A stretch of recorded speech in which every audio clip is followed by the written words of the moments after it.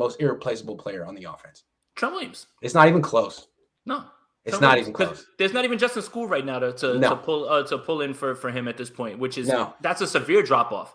Yeah. Now you're talking about Jalen Moore probably having to be that guy who actually, you know what, in the Chargers game he played every single snap. Cool. He actually was coming along, but the best left tackle in the league cannot be replaced. It just can't happen, and it won't happen. And oh man, I shudder to think what. Again, I just talked about cohesion with Alex Mack.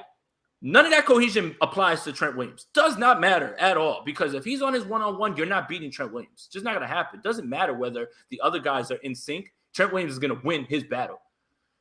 If he goes down, good gosh, man, I fear for both quarterbacks because their blind side is not going to be protected.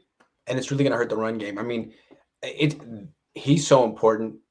If he were to miss time, I would have to question, any team that they're playing against. If that team has one good edge rusher, I'm thinking, I don't know. This is a dicey game.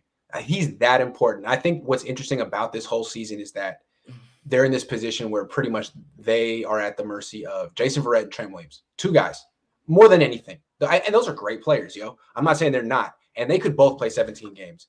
But that's what it comes down to, those two guys. And just point to the Green Bay game when all those guys were on COVID. Justin School got worked by Zadarius Smith, and it was just bad all around. So yes, I mean, again, you're not going to replace the best left tackle in football with anyone.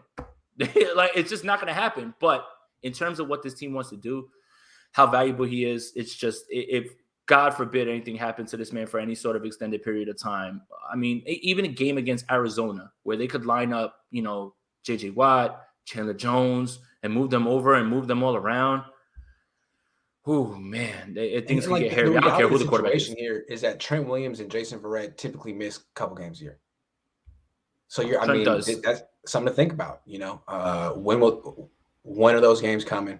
Can the Niners win without him? I mean, I think the Niners could probably beat Detroit without Trent and Jason Verrett, but I don't know if they could beat the Rams. I don't know if they could beat Seattle. You can't beat the Packers without them. Yeah, I don't know. Seattle. Yeah. That's what's interesting is we didn't mention Nick Bosa. We didn't mention Dee Ford. I actually think the Niners they got Ebcom. They got Jordan Willis coming back. Arden Key. I mean, I wouldn't really say Nick Bosa. I think they could use him, but if he missed a month, they could be fine without him, theoretically. I don't know. I mean, I think Bosa is very valuable. So I'll push back on that one. I'll push back on that one. I'm not saying he's not. No, yeah. I push back on that one because I think that everything that they want to do is based on the idea of him being able to just win those reps and go every single time. So I think that he's super valuable in that way. I'm not going to downplay Nick Bosa at all. What I will say is this. They still would They still would have Dee Ford, Eric Armstead, and Waves on that D line. It would be a bad pass rush. Right. So that's my point, right? In 2019, you're not going to reach the heights of Buckner, Ford, Bosa, and Armstead. But the depth on this defensive line is better than it is in 2019. So they're able to withstand those losses better than it was. Yes. Yeah. Absolute depth. It's legit. And there's gonna be guys that when other guys come back, when Mo Hurst comes back, when Jordan Willis comes back, a good football player is gonna have to be taken off of this roster. And that's just how good they are at it. And you can see how, they built this roster inside out. Offensive line, defensive line, you want to build it that way. They kept 11 defensive linemen, 11. And they probably could have kept 12. Darian Daniels is better than some of the guys on the active roster. The Niners have depth at 4 positions. D-line, running back, tight end. Yep. Quarterback. But they're thin as hell at corner, safety, offensive line. I mean, honestly, you could add Laken Tomlinson to this list. You could add Mike McGlinchey to this list. Like, they can't afford to lose Mike McGlinchey. They can't afford to lose Laken Tomlinson. The drop off from Tomlinson to Banks is not good. Or the drop off from Tomlinson to Compton. So I gotta say, Jason, I'm a little concerned about this team. I mean, we've been focused so much this offseason on Trey or Jimmy or Trey. Hey, the fate of this team may come down to Trent and Jason. You know what I'm saying? Maybe those are the names that we need to be focused on. I mean, of course, anything can happen in the season, obviously. But these were concerns that we voiced over the off season. So it's true. But again, any team would be devastated by losing their left tackle or their number one corner. But at the same time, what these guys do is so valuable and it's different. So Tobin says no way Trey will be healthy 1 week after a broken bone, right?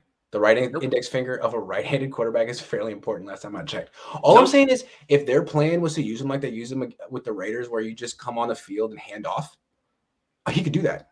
See, but all right, that's where I'll push back on this too. That's when it starts to become the Taysom Hill thing, where 99% of the time he's on the field, it's a run. I don't care how deceptive. I don't like that either. Yeah, I don't care how deceptive that is. I don't want the defense knowing, okay, Trey's on the field, his finger's broken, let's gas up on the run.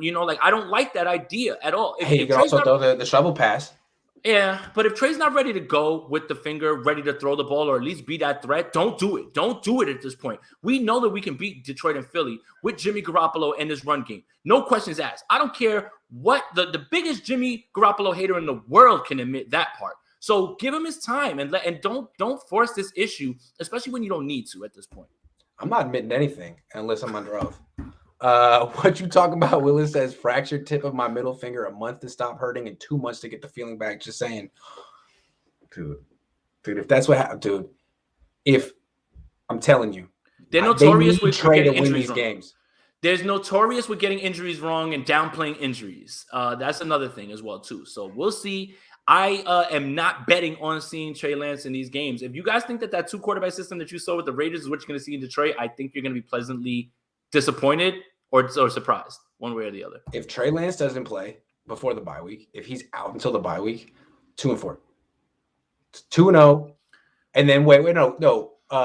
They play 5 games for the bye week, right? 2-2, I believe. 2-2, I believe, if I'm not mistaken. It'll be Green Bay and then Seattle back to back or something like that. Oh, yeah, man. Thanks. We'll see. Okay. Are there any more? Yeah, one more. Tobin again. Until we're certain about Trey, Jimmy G is the most indispensable. Sudfeld will make Mullins look like Joe Montana. Yeah, that's fair. Hey, man, this season.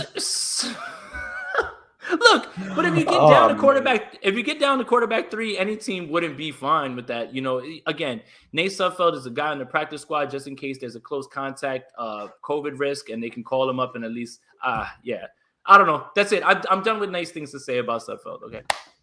They traded up to number 3 just to make sure they were good at quarterback. Oh, Brooks breaks his finger in the preseason in the pocket after I told you, Kyle, get him out of the pocket. Can't make these things up. Man, that's rough. I'm so sorry. That sucks to be a football coach. Like, you have all these plans, and then dude breaks his finger on a helmet. Well, yep, that's football. Sorry. It is football. We tried. Do you know who missed the block that led to the – I'm just curious. Like, who was closest to the guy who – Can't remember. Yeah, because it's your fault. Yeah, all 22 is scarcer than I don't know what's the than affordable gas prices in California. Like, I want to say something. I don't want to get too negative here, but if Trey Lance misses the first 5 weeks or something like that, and the Niners lose some games because Jimmy isn't good enough, then you really have to question Kyle's judgment about playing him so much with the second string. I mean, we all said it. We're like, whoa, if you play him with the second string offensive line, it could get bad in the preseason. It did. And I think in retrospect, dude, you took him number 3, playing with the freaking starters. I know you felt he wasn't ready or whatever, playing with the freaking starters, because look what happened. So yeah, we're not there yet. I like to get ahead of myself. I just don't think that we're going to see him in week 1. That's the best I could put it. I just don't think we're going to see him much in week 1. A lot of people giving me money seem to feel very strongly that it's going to be long. So I'm with the people who give me money. Johnny says Kyle would make a horrible used car salesman. This car's all right. By no means is it perfect. I mean, no car's perfect, though. I mean, if you're going to go by that,